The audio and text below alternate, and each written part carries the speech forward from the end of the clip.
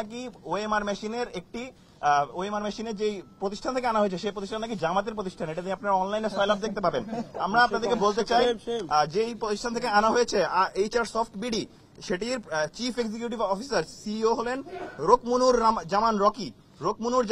ওনার রকমুনুর জামান রনি ওনার ক্ষেত্রে আপনি দেখুন, ওনার পোস্ট দেখুন, কাউকে অপমান অপদস্থ করতে গেলে একসময় প্রকৃতির নিয়মে সেটা ফেরত আসে। খালেদা জিয়ার ছবিকে বিকৃত করার প্রতিবাদ জানিয়েছেন উনি। বিএনপি চেয়ারপারসন খালেদা জিয়ার আইনজীবী, বিএনপির আইনজীবী সম্পাদক সানাউল্লাহ ওনার ব্যাপারে সে প্রমোট করে ফেসবুকে পোস্ট দিয়েছেন।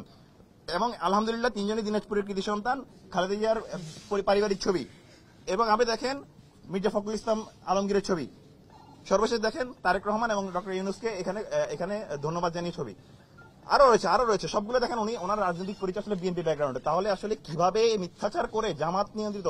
আমাদের কথা হলো হুএভার হি ইজ, মেশিনটা কোন প্রতিষ্ঠান থেকে আনা হয়েছে সেটা কোনো ফ্যাক্ট হওয়ার কথা না। সে যদি বলতে, তার যদি মেশিনের কোনো ত্রুটি রয়েছে কিনা, মেশিন কি আসলে ওএমআর মেশিনের কোনো ফল্ট রয়েছে কিনা, আপনি সেটা এরর করুন।